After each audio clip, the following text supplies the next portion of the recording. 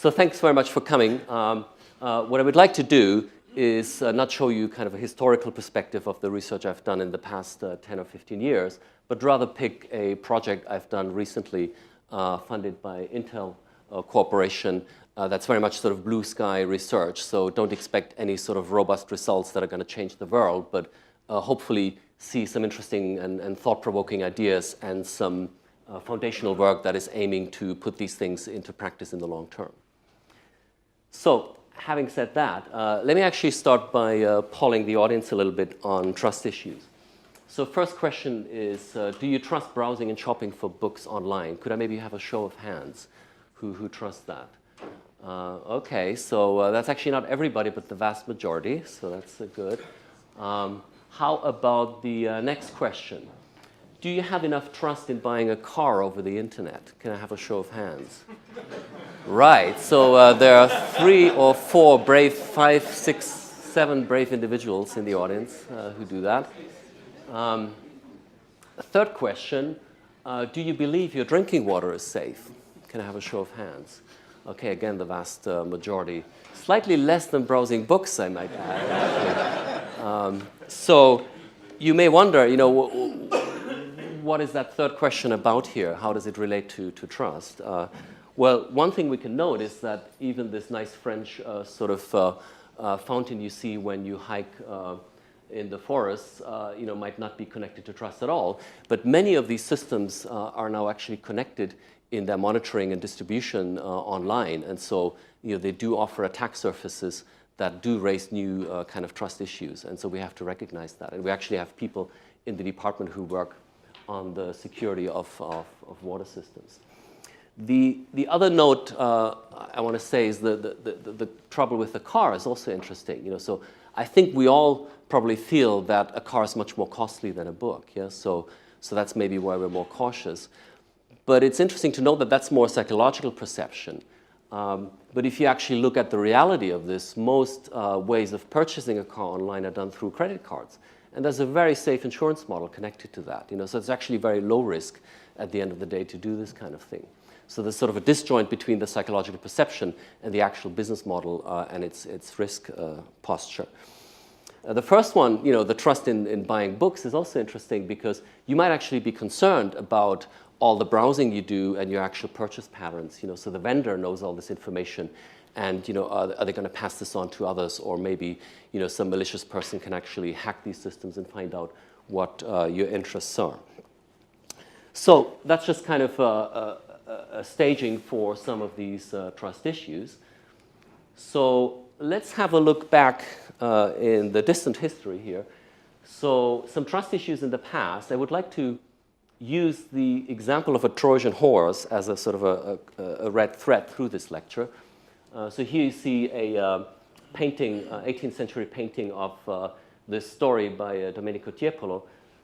So you probably all are familiar with the story. Yeah? So essentially, this is about the Trojan War, part of Greek mythology, where the Greeks were sort of having a 10-year siege on the city of Troy, trying to get inside and destroy it, essentially.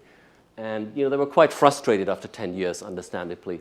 And so they devised some kind of scheme to actually try to break the system in the end.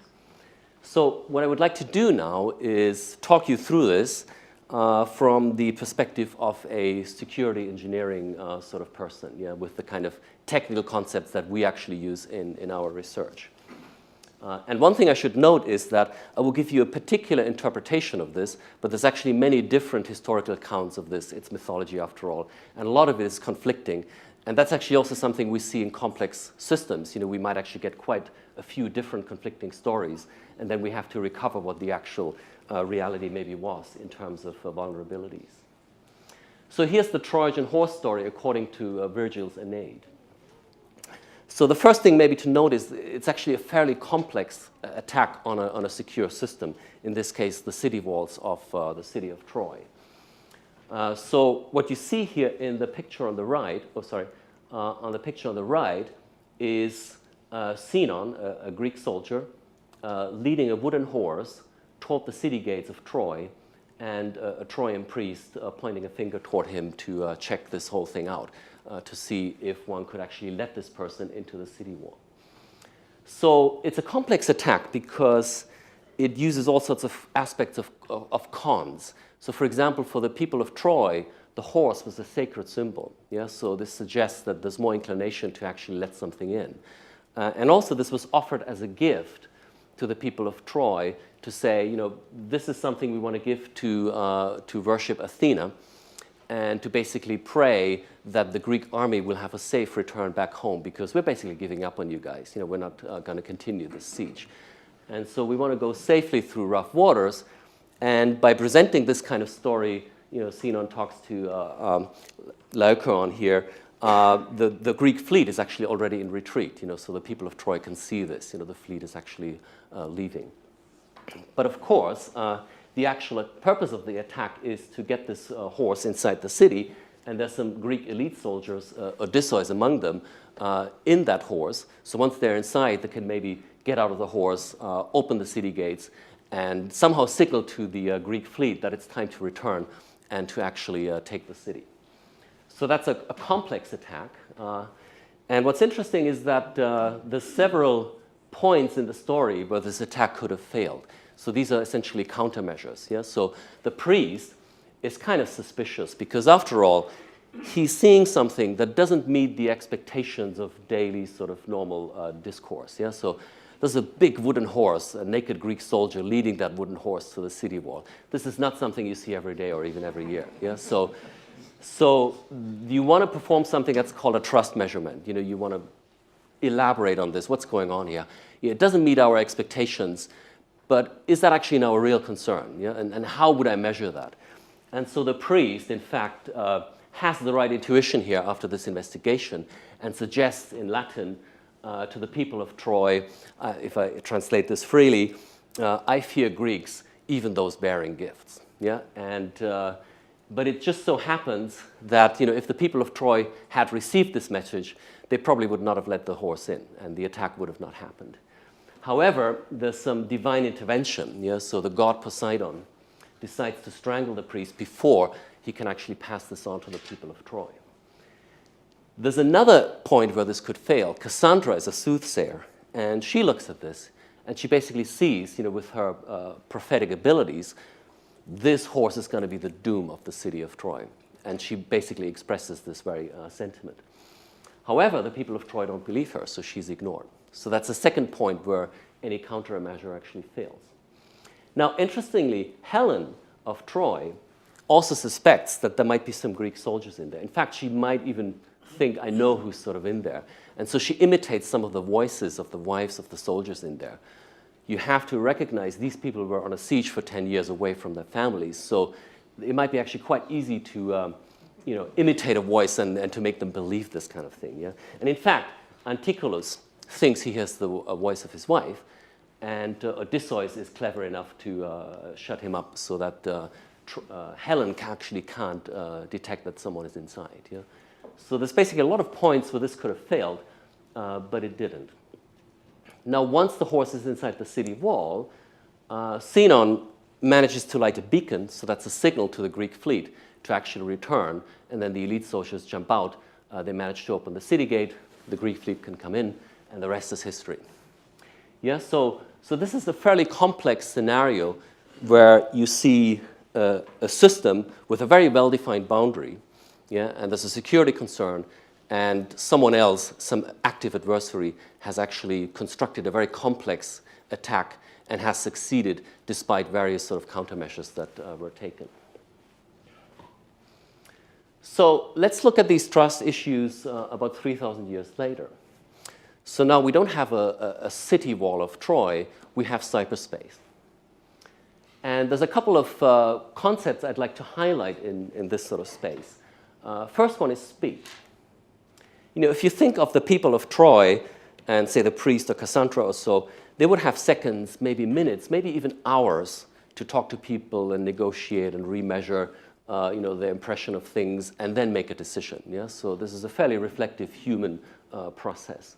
But in cyberspace, many of these decisions have to be made in milliseconds because they're basically, you know, separated from human agents. They have to be done in some automated fashion at endpoints. Another aspect in cyberspace is porosity. Yeah? So obviously the city of Troy has very well-defined city walls. The boundaries are there. Everyone can see them, and they're real. But in cyberspace, these systems often have blurry boundaries. And especially in systems of systems, it's often not even clear where the boundaries are or what these boundaries are. To make matters worse, these systems are so complex that it's basically not realistic to expect that we can actually keep the adversaries on the outside. So we really have to make the assumption that the enemy, so to speak, is already on the inside. And so it's a different kind of security game now. We have to sort of maintain the security and trustworthiness of our systems while already assuming that bad things are on the inside. And that's a different game from the Trojan War story. The next concept is smart cities. So, in the old ancient world, in the Greek world, you had these well-defined little cities, and there were sort of networks of them with a bit of trade. But now we have the emergence of smart cities. Even a city like London is going to grow into a metropolis, a center of innovation, economic growth, largely driven through the IT infrastructures and the building of systems that are basically producing emergent behavior that we can't even predict and we can't probably even understand. So how do we do security management in this kind of world? That also raises questions of national security. How do we even secure infrastructures like that? Those are big questions. And the next concept I'd like to mention is security protocols. So in all this space, we would like to communicate between endpoints and agents in the network in secure fashion. So encryption is the tool to do that, but we actually need protocols to negotiate the sharing of secrets between these endpoints and then the actual communication using these kinds of keys in the encryption schemes. And so I want to talk about this a bit more just to expand on the modern trust issues that we're facing. So a few weeks ago in the news, there was something about Heartbleed. You may have heard about it in the press. This is essentially a security vulnerability that was discovered in a security protocol called OpenSSL. All I will say about that protocol here is to say it's just a protocol that distributes secrets to parties that want to communicate in a secure fashion, and then they can sort of do that. That's all I want to say about that. But doing that initial setup is fairly costly and involved. Yeah? So once you have an established communication, you would like to do what's called a heartbeat protocol, which is essentially saying if I'm a client and I want to talk to a server, and maybe I haven't talked to this server in an hour or in a day, I want to make sure the server is still alive. Yeah? So I'm basically sending a message saying, hey, send me a word that I just sent you back, just that I can make sure you're still there. Yeah? And if you're still there, I know the line is still open and is still secure. And so that's essentially what this protocol does. So a heartbeat request would send over some payload, which would be maybe a word that you expect to be returned for confirmation of liveness. And here is a size, which is a program parameter that basically says, you should send me this much data in actually replying. And of course, you might expect that the size is more or less the size of the word that you're sending here. Yeah? So I'm sort of oversimplifying here to get the point across. But what actually happens is you can manipulate this value here. It can be a very different value from the length of this thing here. So it could actually be a fairly large value, which means that the server will then allocate memory that is not just, say, the first 4 letters of this word, but any other sort of letters, so to speak, that it needs to fill it up to size, and then just take that, encrypt it with the shared secret, and send it off back to the client. So whatever additional chunks are there could contain all sorts of stuff. For example, passwords and so on. So that's indicated up here. So this was a security vulnerability discovered by someone at Google, and then someone created this very nice logo here for it. And there was all sorts of things that ensued in the course of knowing this. But basically, given the technical protocols, it allowed the extraction of up to 64 kilobytes of data from the memory of the server. Yeah? And that's a fairly serious kind of security breach. So what are some of the trust issues of a vulnerability like that? It's interesting to note that the bug was just in a simple program statement, and it was a statement that was actually injected into the code base by a PhD student. So OpenSSL is an open source project. It's a community-driven effort. And it's estimated that at least 17% of the world's web servers are using this protocol. Yeah? And some versions of this protocol had this bug. So this is a conservative number. It might actually be much more. So this is an interesting point because you have a community-driven effort where you have just a little program statement that has a mistake, and it might actually have huge implications. Yeah? So it's a concrete threat because teams were able to demonstrate that using this bug, the extra bit of memory might actually contain the encryption keys for the secure communication line, or certificates to establish the authenticity of the clients and the servers, or indeed passwords of, say, Yahoo users and so on. Yeah? So it's a fairly serious concrete threat. It's also a real threat. So in Canada, there was a case of a 19-year-old being arrested for allegedly exploiting this bug to get 900 records from the Canadian Tax Authority. Yes, that's a pretty serious thing. So one reason why I want to speak about this is there's a fundamental problem in security in computer systems, and that has to do with semantic intent and abstraction layers. So this gets a bit more technical, but let me try and explain what I mean by that. So essentially, there's a semantic gap between the data entities and the purposes that they have and the lower layers of memory where these things are residing. The intent that we have with these things basically gets lost once we get to a slightly lower level of abstraction, closer to the hardware. And so you can think of a computer memory as being a big drawer that indiscriminately holds all sorts of data. Yeah? And so this is kind of as if you were to put your stock certificates next to the tools in your garden shed. Yeah? So this is sort of how you can think of this. And it's a big problem. And it's interesting to see how the community on various news groups and so on was reacting to this bug. So one kind of reaction might be to say, oh, we need better programming languages. Yeah, we just need idiomatic expressions that always do these memory-bound checks. Yeah? But then people say, well, so you have that. That's at the high-level language. But once you compile closer to the hardware, these things are sort of disappearing. Yeah? So this is a real problem. And I'm not going to have any answers for this today. But I think this is something where we have to do much more work. And I will at least show you some initial work that might help with propagating intent to lower layers. So I want to conclude this introduction just by saying we need to have ways of declaring, enforcing, and reasoning about the intent and the trust assumptions of higher levels in some sort of logical language. And so enforcing means we can actually enforce these kinds of intents at runtime. Reasoning means we can take these descriptions and make sure that they sort of express what we actually want, so that they are kind of close to the intent that we actually have of the computation, and that they can also articulate particular trust assumptions we have. So let's go back to history then, and let's look at Gottfried Wilhelm Leibniz. So he was sort of a rival of Newton, you might say. He was one of those people who invented calculus, but that's not what I want to talk about here. He was basically one of those universal scientists of his day, and he developed an ontology which was, a fairly beautiful kind of theory where he essentially, had a notion of a spiritual atom, that wasn't actually living in space or time.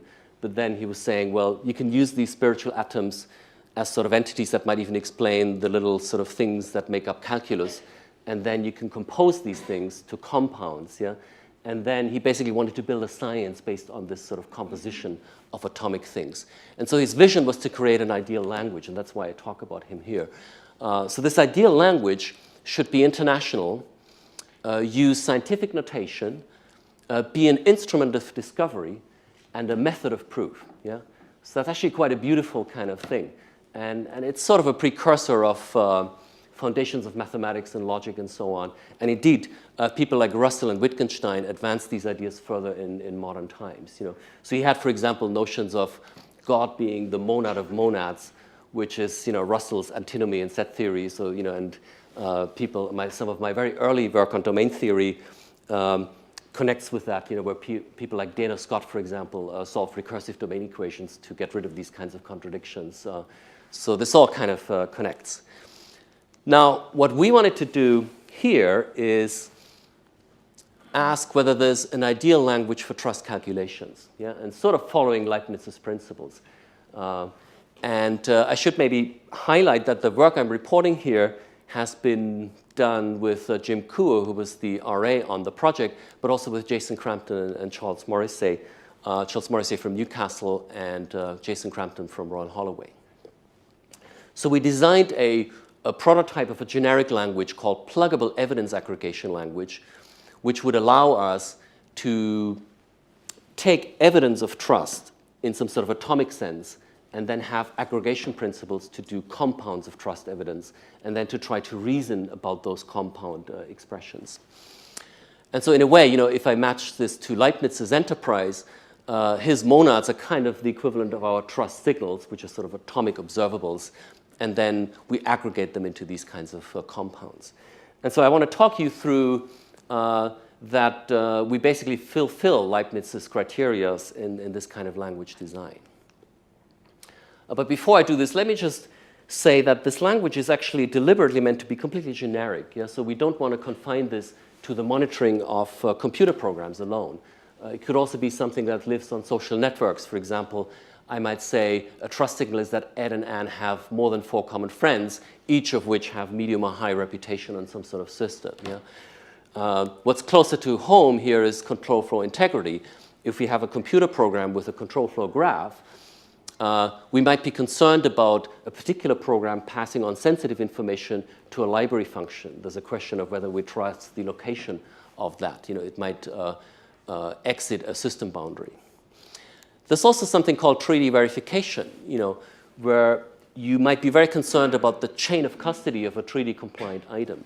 So this is basically something where you have, a certain item in a facility, and you need to get it to another facility so that, for example, the United Nations might want to check this out and verify that that gets destroyed, say, yeah?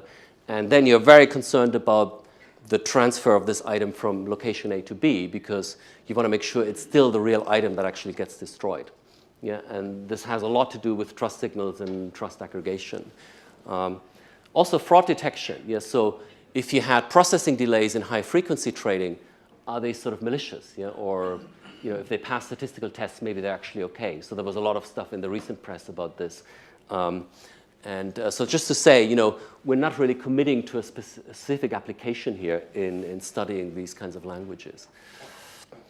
So it's an international scientific notation because PEALT makes use of formal predicate logic. It isn't formal predicate logic, but its semantic is rooted in this kind of formalism.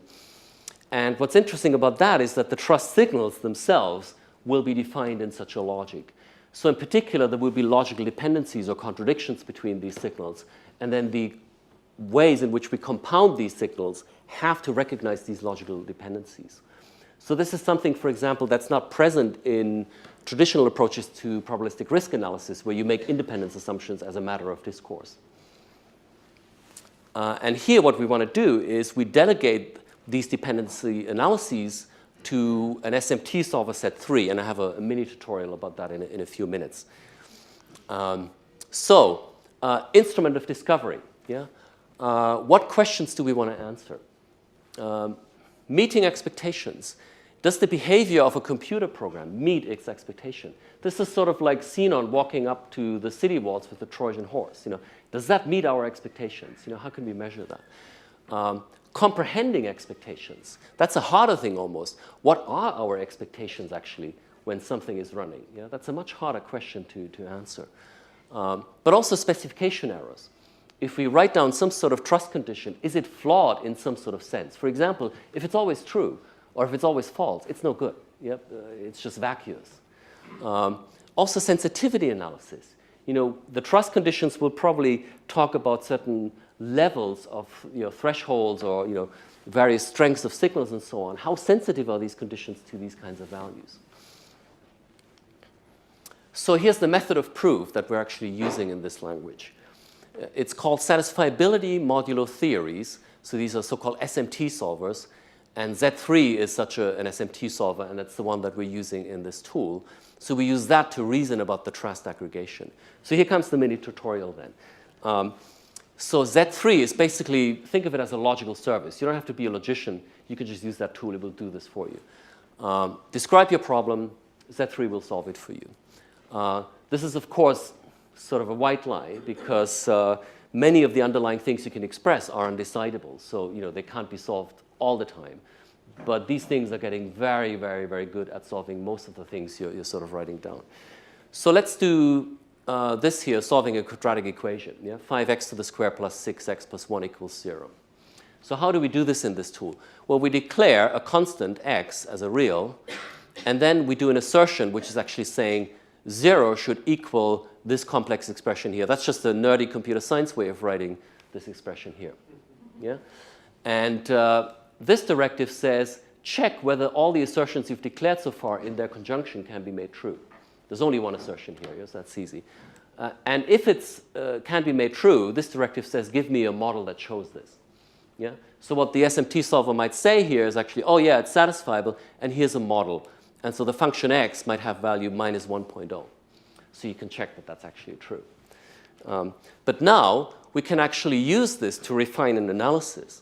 Yeah? So I can actually modify the declarations we had seen just by injecting another assert that essentially rules out that x could be the solution that was just replied. Yeah? So it can't be minus 1.0. So what does it produce now? It says, oh, I can still satisfy this, and I'm actually coming back with minus 1 over 5, which is minus 0.2, I think. Yeah? So now we can play this further, and we can constrain that too to rule out this solution. And now it comes back saying this is unsatisfiable. Yeah? So actually, we can also use this as a method to discover a proof. Yeah?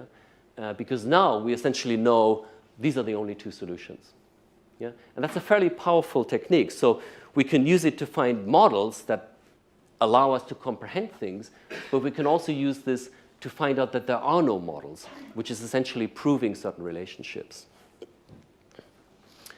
So here we have developed a tool, PEALT, which is just a way of taking the language name and adding the emphasis that it's a tool.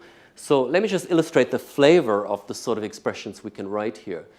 So Apollo gave Cassandra the power of prophecy, so this was a divine gift. But later he cursed her so that no one would believe her prophecies. That's indeed why the countermeasure didn't work out. Yeah? So Greek mythology is a fairly sort of rough world, especially for women, actually, if you do a lot of reading there. Yeah? So let's put this in a more modern perspective and say, okay, Cassandra has a perception of the risk, which might not be binary, it's some quantitative thing, but also she has a reputation, which isn't like in the Greek mythology a 0 or 1 thing, it's some sort of quantitative thing. Yeah? And so here we can declare these policies, which basically say, here's her perception of risk, which is 0.9, with some non-deterministic uncertainty, and here's her reputation in Troy, which is 0.5, again with maybe some uncertainty. And we don't have to be concerned with that right now. And then what we do is we essentially multiply the scores of these signals here. So really what happens is we have non-deterministic uncertainty. The perception of risk is in the interval 0.8 and 0.95 because that basically says we can add to 0.9 any value in this interval. So we don't know, there's some fluctuation here. And that's indeed in risk analysis something that experts might often have to say, what is their confidence on a probability that they're actually estimating or on some sort of trust value or so. And so we can use the SMT solver to basically incorporate this kind of uncertainty non-deterministically.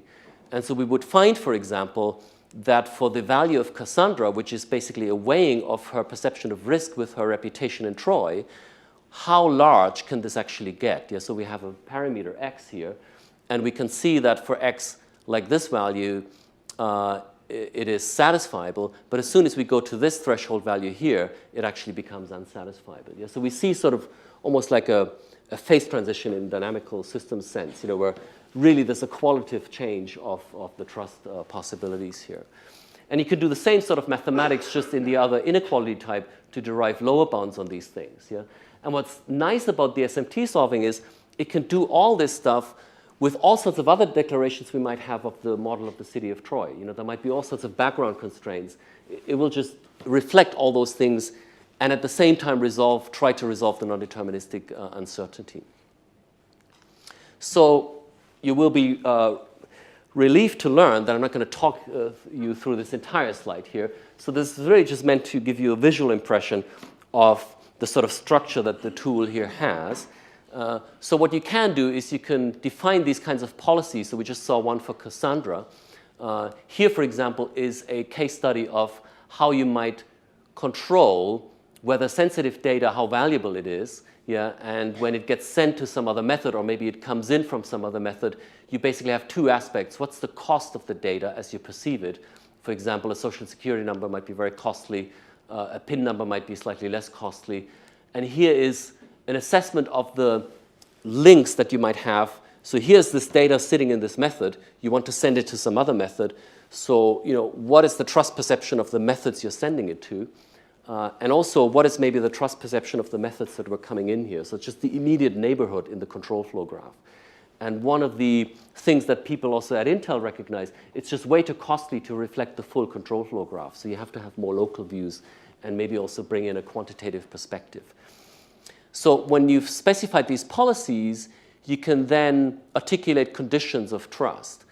And maybe one message to take home from this talk is these kinds of languages are all about allowing you to compare apples and oranges, yeah? Because what you actually see on this example is there's something about cost or damage, yeah? Potential damage. And there's something about links in a control flow graph, yeah? This is definitely apples and oranges. But you need to combine these things to come to some holistic view of what your trust or risk situation actually is.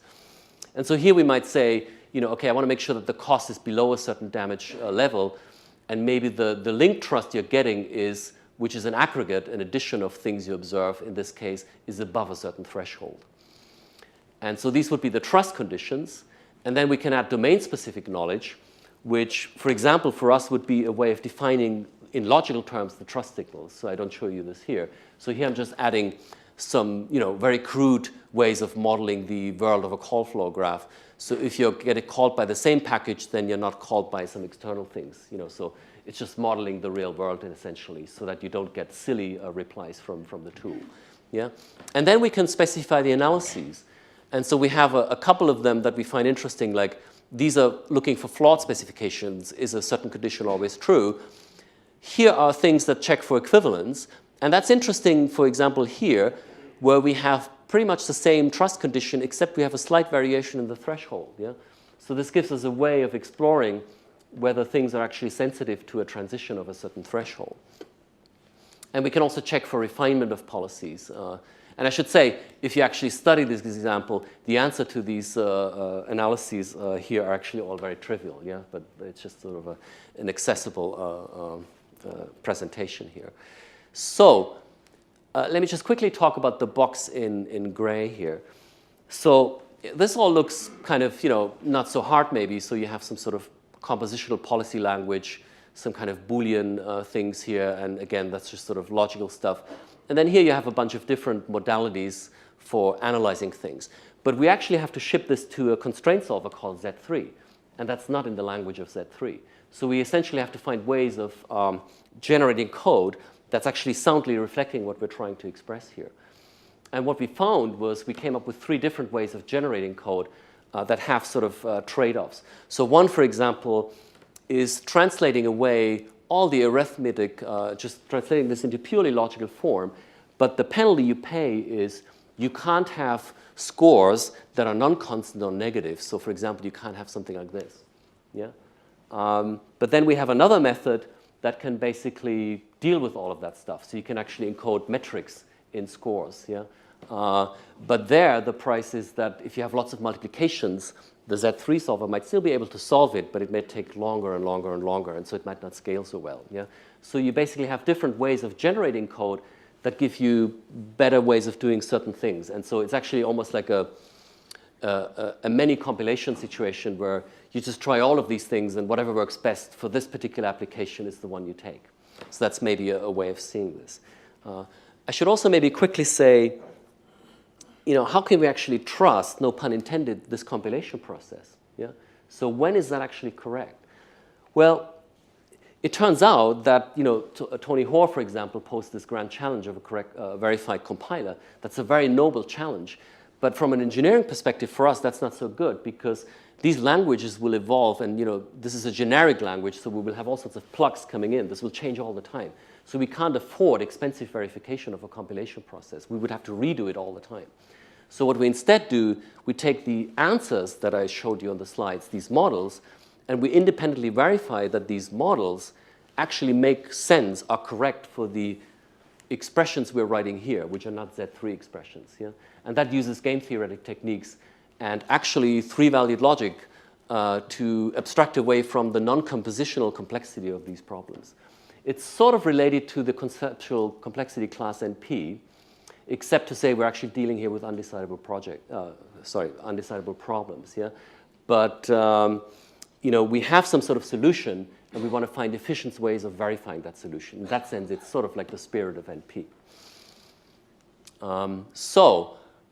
Let me maybe conclude the technical part of this lecture by providing some perspective of where we want to take this work.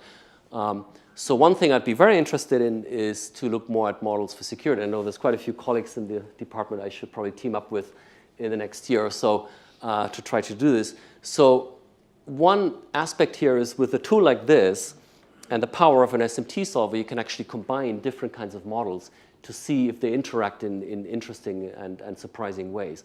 For example, in systems, you might have to consider fault models, but you might also have to consider attack models, but maybe even some sort of countermeasure models, and they all have to somehow interact. Yeah? And so do you see now emergent aspects in these different models that you wouldn't see if you just studied them in isolation? System evolution is something we'd like to look at. If you think of trust conditions as actually controlling state change, this gives you a notion of a transition system. Yeah? And then you would like to do perhaps model checking based verification techniques where the transition system actually has to be computed by reasoning about these trust conditions. And the third, which I find quite fascinating actually, is to try to bring in probabilistic reasoning and symbolic optimization. So there has been a lot of attention recently in the constraint solving community by taking, for example, p-space problems that are in the probabilistic inference space and finding sampling techniques to reduce this to discrete combinatorial problems, which the constraint solver like Z3 could actually solve. And this is something that might allow us to compute optimal threshold values for expected trust enforcement, for example. So I think this leads me to the more fun part of this, and I think Susan has alluded to some of these things already. So here are two pictures. I do apologize for the granularity of the picture on the left. This was already a low-quality photograph, but it does show me on a language school visit in Brighton, England. I'm not going to tell you how many years ago, but I do remember how fascinated I was about the different kinds of teachers. So we had one cool dude who just came down with a skateboard and sort of put it in, and then we had one with the tweed jacket, and so we had the full spectrum of British teachers, I guess, at the time. And for someone from the German village, this was absolutely fascinating. So I don't forget that at all. This is me playing snooker, believe it or not. I think you might want to focus on the hairdo here. So this is one of those rare shots that actually proves that I had more hair at some point. I was trying to find on the web what the club actually was, and I couldn't find it. It was something like the Queen Victoria Veterans Club or something like that, and it was really quite an amazing thing to do this. So this actually was an exchange of British-German bands, and we were sort of hanging out with the locals. Great stuff. Mike Mislov was my PhD supervisor at Tulane University, and I think it's fair to say that these were some of the greatest years of my life. Of course, also partly due to your supervision, I guess. But it was just sort of at the right time doing a PhD in the US, and I think doing it in a city like New Orleans was just spectacular. And I think it really made me fall in love with the United States, partly because of that. So here you see me sitting on a bayou somewhere in rural Louisiana, and this was actually my ride. This is the car I drove. And I didn't name it like this. This was my graduate students, who sort of looked at this German student with the car said, "Oh, das Boot," so, and the name stuck. I did a postdoc at KSU, so Susan pointed this out. So I was playing in a blues band, and this is one picture I still found. So this shows me here and this band called Elmo and the Deadbeats. I presume that makes me a deadbeat, and this was Arts in the Park in Manhattan, Kansas, and I just loved that whole experience. So we were getting up on stage, and then the national anthem was played, and everyone who could still get up got up, and then this was basically people from age of 4 until 90 or something, and then we were just playing the blues. It was a great experience. So then I had a postdoc at Imperial. So that's the only photographic evidence I could find from those days. This looks very much like a mugshot, I guess. And it also shows that the ID cards have evolved a little bit. So this was in the theory and formal method section. So I think, this department was very, very different back then. I'm not saying it was bad in any sort of way, certainly not. But it's just amazing to see how this department has changed, and what sort of new world we're kind of living in. And I think these changes have been very exciting. Then I was an assistant professor at KSU. There's something about these band names, I don't know. So the name of the band was Wasted Potential. I don't think this was a reflection on me. In fact, I was not a permanent member of the band. I was sort of a regular special guest Friday nights. So this was in a student dive in a basement anti-maze. And I think he got a Fulbright fellowship at the Berklee School of Music, and so on. So these were really, really good people, unlike the front man here. So that's Friday nights usually, and that was me Monday mornings on the tenure track, I guess. Yeah, so that's a shot I could find from those days. And I think I've always been struck by the way in which the people in the Midwest were just so welcoming, and so neighborly. It was really a great time to live there. There's just really very special people. And, it's not a part of the world where most of us go a lot of times. And I felt very privileged to actually have lived there 5 or 6 years of my life. So here's just a few pictures of people whom I met in the course of my career. And I feel I've really been lucky to have met them. So I don't want to go through all of these names. Many of these people I've done research with. Here's Mark Ryan, for example, with whom I wrote the book that Susan mentioned. I think you will see my supervisor later on. And so this is David Schmidt, who gave me my first job as a postdoc at Kansas State. He has a sense of humor, as you might imagine. And I'm just very happy to have met them. Carl Hoffman, I should probably mention, he was actually chairman at Tulane at some point, and then got a job at Darmstadt as a full professor. And I started studying mathematics when it was his first term there as well.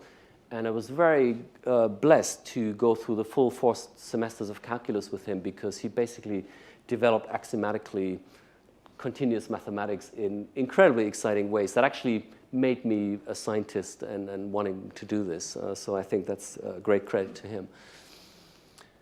Yeah, finally, I think I'm just privileged to be here. So this is a dump of all the photos on the staff list in the department. And just looking at this, I think coming back to the mugshot from the theory and formal method section, this department has just changed so much, and there's so much talent here, and I think the breadth is just becoming so pronounced these days, and I think it's just very thrilling to be here and to see where this department is going. And so I'm just very happy to be a part of that in whatever way. So this is my last slide. So just to kind of say, this was the past, my first day of school. It's a little bit dark on this machine. And there's actually another shot of my first day of school, which I'm not showing here. So the German tradition means you actually have to dress up in fairly formal wear with a huge little cone thing that is filled with sweets and have a sort of shot like that. So I thought that was a bit too embarrassing, but this picture exists somewhere. And here's my son anticipating his first day of school. This picture is probably 1.5 years old. And I apologize that he couldn't make it through the entire talk. I think I probably should have had more movies in it and lots of more dinosaurs for him to stay. So that's all I wanted to say. And thank you very much for being here. Thanks.